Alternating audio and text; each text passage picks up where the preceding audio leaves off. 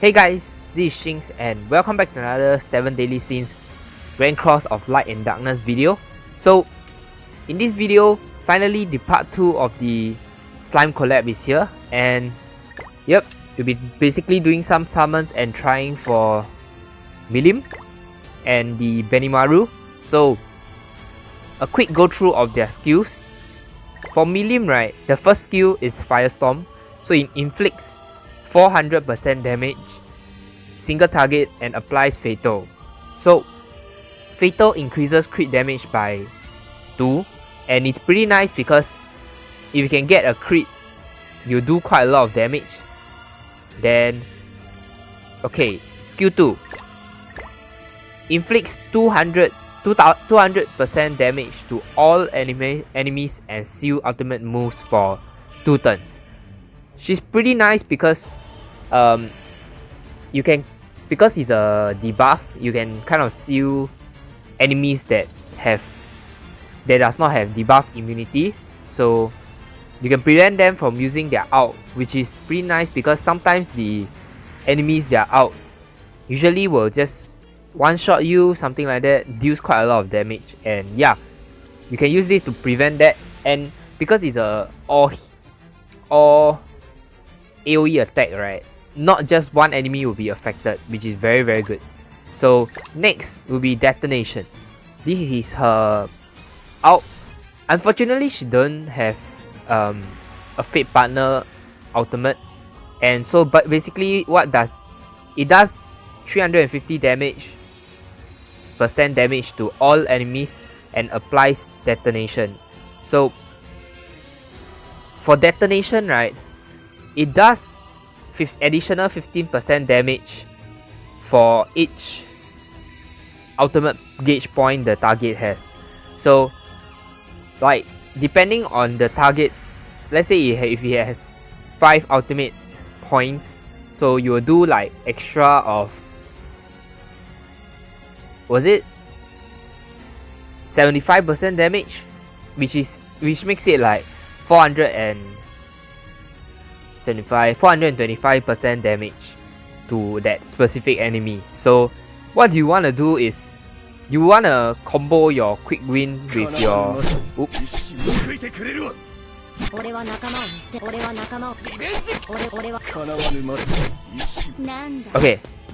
so what do you want to do is basically you want to use the skill 2 to seal them from their ultimate move, so they will still have their ultimate available, it's just they can't use it, and then use your Detonation because when they have their ultimate available, they will have 5 ultimate gauge, and yeah, you can get extra damage on them.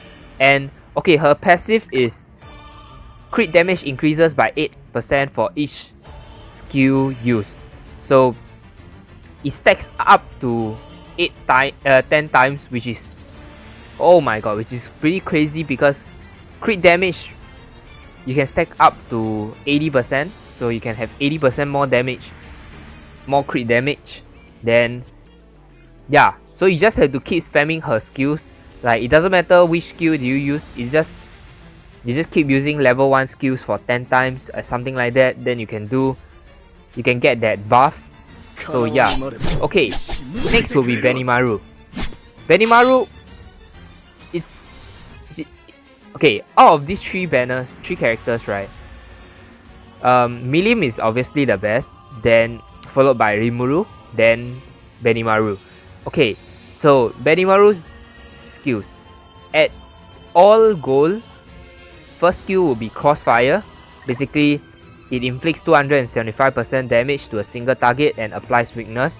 So weakness, what it does is that it increases damage done to the targets with debuff times 3, which means that if you use if you chain with another debuff skill, which like example would be maybe anything that lowers attack, prevents him to use skill, anything, you can combo it with this and you can times 3 damage, which is very nice. And okay, the skill 2 would be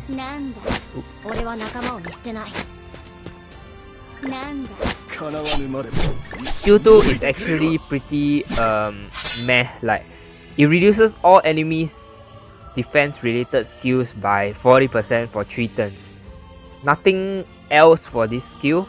And okay, his art will be Black Flame Jail.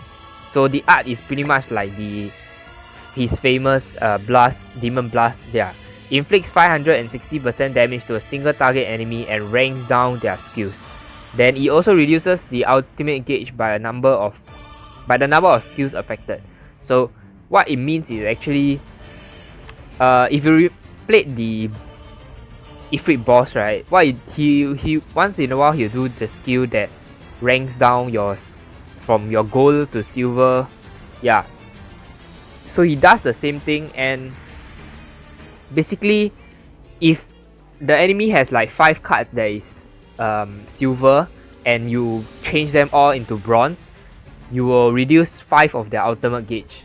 Yeah, pretty simple. Then okay, his passive is Pride Not Broken, so damage increased by 3% for each skill used. So it stacks up to 10 times, which means that you can get an increase of 30% damage. And very similar to Milim's passive skill, it's just one is crit damage, one is damage in total. And yeah.